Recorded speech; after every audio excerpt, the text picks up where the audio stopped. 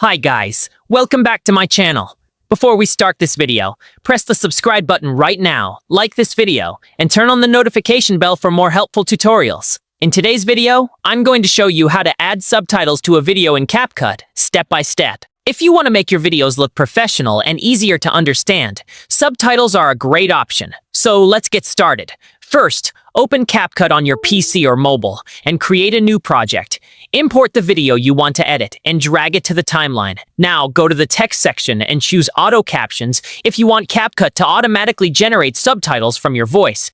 Select your language, then click Generate, and CapCut will create captions in seconds. If you want to add subtitles manually, click Add Text.